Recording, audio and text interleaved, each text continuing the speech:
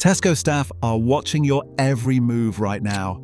And if they catch you doing one specific thing with those yellow stickers, you are flagged in their system. That is just the beginning of what this supermarket has been hiding from you. Yellow sticker wars have gone mental. Staff now put up actual barriers while reducing items because customers are literally fighting. Physical fights over discounted chicken. We are not talking pushing and shoving, security called. Police involved in some stores. 69% of shoppers now hunt yellow stickers like it is a sport. People plan their entire evening around yellow sticker time. Some arrive at 7 p.m. sharp. Others lurk near the reduced section like hawks. But here is where it gets properly mental. AI decides the prices now. Sometimes prices go up right before expiry. Sounds backwards? It is mathematically perfect. The algorithm tracks how many people are in the store, what time it is, what is left on the shelf, even the weather outside. Then it calculates the exact price point that maximizes profit. Not the lowest price you will accept, the highest price you will still pay. That chicken breast about to expire tomorrow? The AI knows you will pay £2.50 but not £3, so it prices it at £2.49 every single time. It knows your breaking point and it uses it against you.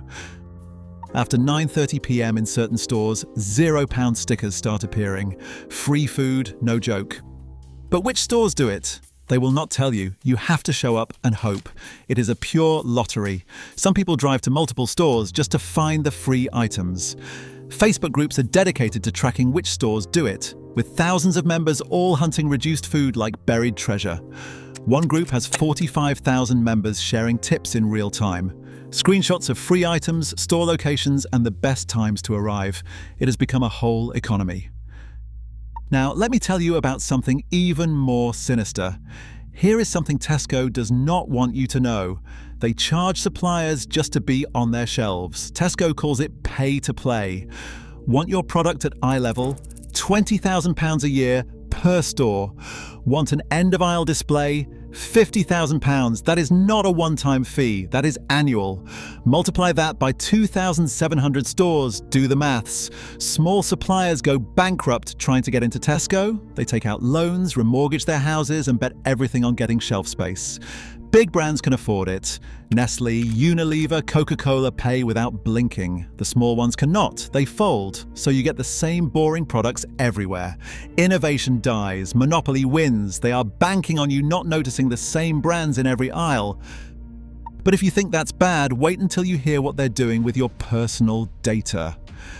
Those 16 million Club Card users, Tesco knows what you'll buy before you do, what you eat, how much you drink, when you're ill, whether you have pets, whether you're pregnant before you've told anyone. How do they do it? Buying patterns. Folic acid and ginger biscuits means you're pregnant. Nappies and formula means a new parent. Treats and dog food means a dog owner. They sell this data to suppliers, not your name, but everything else. Aggregated data worth millions. Brands pay for insights. What time do people buy chocolate? What products pair together? Who is price sensitive? Who splurges? It is all for sale.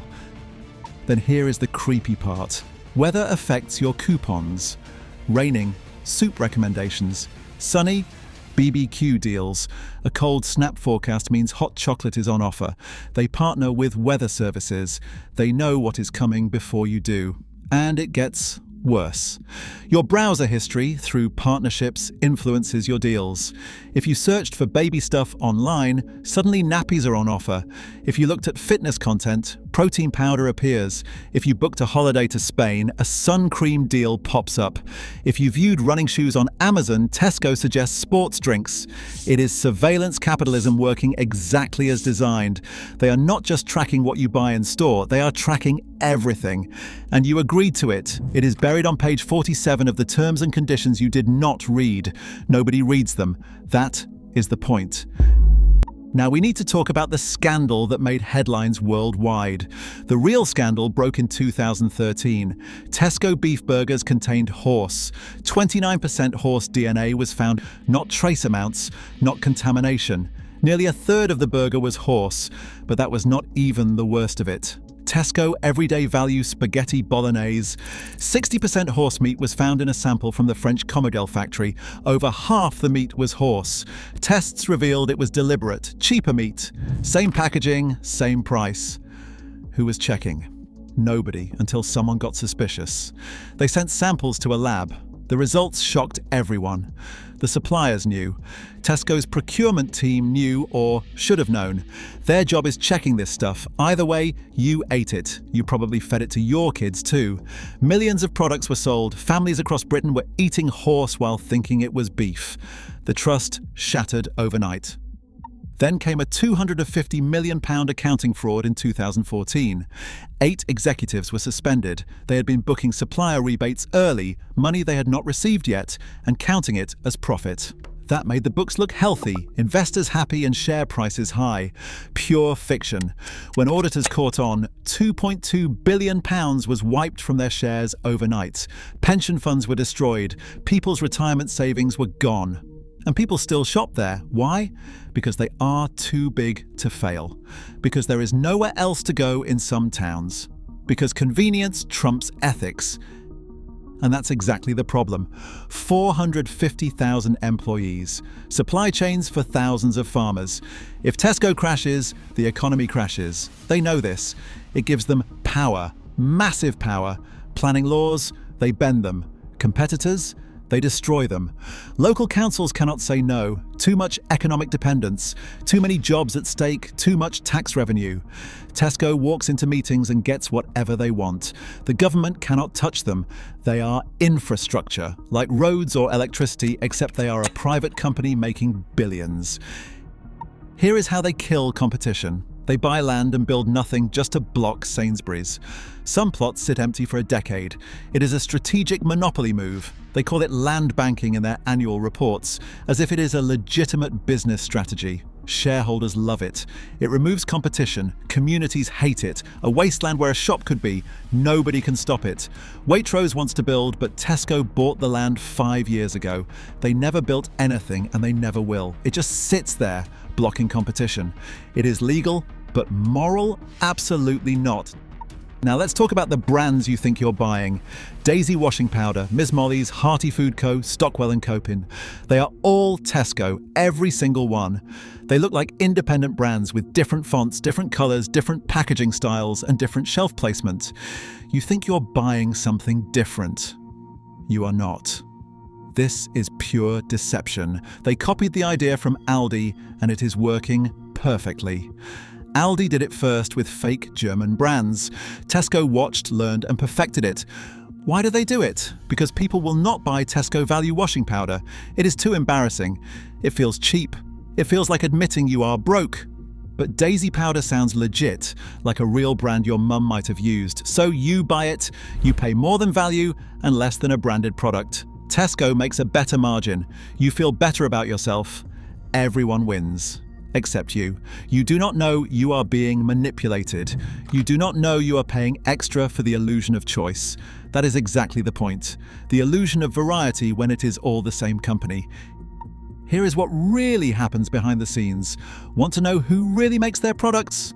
Premier Foods makes Tesco custard. Same factory as Ambrosia. Same recipe, same custard, same people, same equipment. Literally pumped from the same vat into different tins. Just different labels. Arla makes their finest brie, same cheese, different packaging, half the price. The whole system is a con, and it is perfectly legal because Tesco employs lobbyists who make sure the regulations stay loose enough to allow this nonsense. They spend millions on lobbying every year, making sure laws do not change and making sure they can keep doing this forever. Now, here's something that affects millions of people daily. Those meal deals everyone loves, 10 million combinations, 7 million sold daily. That's 35 million per week, 1.8 billion per year. Without Club Card, you are paying £218 extra per year just for not having a piece of plastic, and 23% exceed 600 calories, the government recommendation for lunch. You might think a healthy lunch. Some combinations hit 1,000 calories, which is half your daily intake in one meal. They do not highlight this. No warnings, no calorie counts on the meal deal section. You have to check each item individually. Most people do not bother. The meal deal is priced to make you think you are saving money. A sandwich alone, £3.50. A drink alone, £1.80. Crisps alone, £1.20. Total, £6.50. The meal deal, £3.85 with Club Card. You have saved £2.65. Massive saving. Except those individual prices are inflated. Nobody pays £1.80 for a bottle of water. Nobody pays £3.50 for a sandwich that costs 40 pence to make. But you think you are getting a bargain, so you buy it every day, Monday to Friday. £3.85 adds up to £1,000 per year. They have got you on subscription without you realizing, locked in by the illusion of savings. Express stores operate on a different pricing strategy entirely. They charge 14% more for identical products. Official policy, convenience premium they call it. Same barcode, same supplier, same product, different price. Because you walked into an Express instead of a big store. They know you will not drive 15 minutes to save 50 pence on milk, so they charge you 50 pence extra every item, every time. If you shop at Express instead of a big Tesco, you are paying £500 plus more per year for the same groceries. Same stuff, more money, just because. It is a poverty tax by another name. Express stores are often in poorer areas where people do not have cars and cannot reach the big stores, and they are trapped into paying more. Then there is One Stop, owned by Tesco. You will not see Tesco branding anywhere. Why?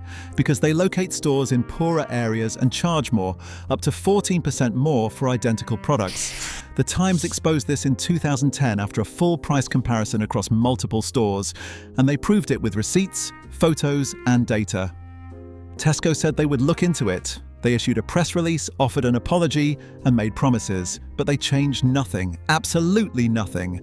The people being exploited cannot afford to shop elsewhere. They are trapped, and Tesco knows it and exploits that deliberately. Let me tell you about their international disasters. Fresh and Easy in America was a complete disaster, a loss of £1.2 billion. They opened 200 stores in California, Nevada, and Arizona from 2007 to 2013. They tried to bring British supermarkets to America with small stores, British products, and a British layout. Americans hated it. Too small, too British, too weird. Products people did not recognize, aisles that made no sense. Nobody shopped there. Empty car parks, tumbleweeds. They closed everything and sold it off for pennies, losing over £1 billion. Shareholders were furious. Analysts were baffled. But Tesco was so big, it absorbed the loss and wrote it off. Any other company would have collapsed, gone bankrupt. Not Tesco. Too big to fail, remember? Now they only operate in the United Kingdom, Ireland, the Czech Republic, Slovakia, and Hungary. They have a tiny international presence. They gave up on world domination, and they learned their lesson. In the United Kingdom, they hold 28.5% market share. Nobody comes close. Sainsbury's has 14%. Asda has 13%. Tesco has nearly double the share of the nearest competitor. They won by dominating their home turf. Forget global. Their strategy now is to own Britain. The Aldi price match is a pure PR stunt. Marketing genius. They match 650 products. Sounds great. A press release says we match Aldi on hundreds of products. Headlines everywhere. Everyone believes it. But there are tens of thousands of products in a store. 650 is nothing less than 5%. A rounding error. The rest costs more, sometimes much more. But the headline says Tesco matches Aldi. Job done. Classic misdirection. Everyone thinks Tesco is cheap now. They are not. They are just clever at making you think they are. But here is their real genius. Their three-tier system is something no competitor can copy. Value for poor people, standard for middle class, and finest for rich people. All in one shop, same building, same aisles. No other retailer can do this. Sainsbury's cannot. They tried basics and taste the difference, and they failed. They could not make it work. Waitrose is too posh. It will not do budget. The brand would not allow it. Aldi is too budget. It will not do premium. Different strategy entirely. Tesco is everything to everyone. You can buy value beans for 30 pence and finest champagne for £30. Same aisle, same shop, same trolley. A poor person walks in and buys value and feels smart for saving money. Proud even. A middle-class customer walks in and buys the standard Tesco brand and feels balanced, sensible. A rich person walks in and buys finest and feels sophisticated, discerning. Everybody is happy, everybody gets what they need. Tesco makes profit on all three with different margins but the same customer. Pure genius. They have cracked retail psychology completely, better than anyone in the world. Speaking of psychology, store layouts are pure manipulation.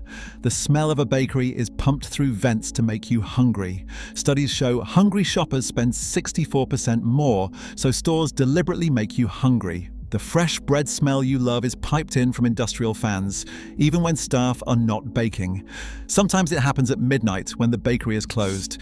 It is just the smell, artificial and calculated, designed to make you buy more, and it works every time.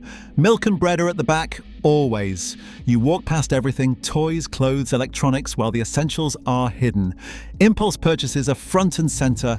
High-margin items are placed at eye level, the expensive stuff and premium brands, right where you are looking and easy to grab. Budget items are on the bottom shelf, so you have to bend down or squat. That is bad for your back, and for most people, it is too much effort. So they take the eye-level option and pay more without realizing they are being manipulated. Those end-of-aisle displays can earn £50,000 plus per week per display. Brands pay for that space because it is prime real estate and maximum visibility. Nothing is random. Every product, every placement is calculated to the millimeter. Most recently, in March 2024, Tesco delayed a promised pay rise for nearly a month. Thousands of employees earned less than the minimum wage during that period. How much did Tesco save? Over £17 million. They pocketed it, kept it, and offered a weak apology later. Nobody was fired and nobody was punished. Business as usual. Meanwhile, they are using Booker Group, their wholesale division, to systematically destroy local shops. Here is how it works. It is brilliantly evil. Tesco undercuts local stores with cheap prices. They sell milk for 50 pence and bread for 60 pence. A local shop cannot compete. Then Tesco charges those same local shops higher wholesale prices through Booker. The milk Tesco sells for 50 pence, Booker charges the local shop 70 pence wholesale. It is the same milk. They literally cannot compete. They physically cannot match Tesco's prices. It is mathematically impossible. They close, they go bankrupt. Decades of family business destroyed. Then Tesco raises prices, removes the competition, and raises prices back up. Customers have no choice now. They have even been caught stopping deliveries of essential products to independent stores through Booker, reducing selection by up to 30%. That forces them to close. Customers complain. Shops look empty. Selection is poor. People stop coming and the shop closes. Tesco opens an express and charges 14% more. Legal, apparently. Moral? Absolutely not. It is systematic elimination of competition disguised as business strategy. The name Tesco was a pure accident.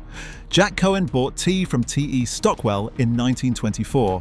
The TES letters came from the Supplier and the CO came from Cohen, forming Tesco. He started with £30 in 1919 and he built it into an empire worth more than £60 billion. From market stall to monopoly. His motto was, "You can't do business sitting on your arse." He built an empire on that philosophy, based on hard work, ruthlessness, and no mercy for competition. So here's what's actually happening right now, that £30 became £60 billion plus in annual revenue. Market stall to monopoly in 1 century. They are running psychological warfare in every aisle. Data exploitation in every transaction. Fake brands, fake prices, real control. And while you are fighting over yellow stickers, they are 10 steps ahead. Buying land to block competitors, selling your data to the highest bidder, manipulating prices with algorithms, making you think you are saving money when you are just feeding the machine. Every club card scan, every purchase, every search, building a profile, selling it, profiting from it. You are the product, not the customer. That is the real Tesco, not your friendly neighborhood supermarket. A retail empire that knows your secrets, controls your choices, and dominates an entire economy, all hidden behind meal deals and club card points. If this opened your eyes, comment which fact shocked you the most, and subscribe so you do not miss what companies are really hiding from you.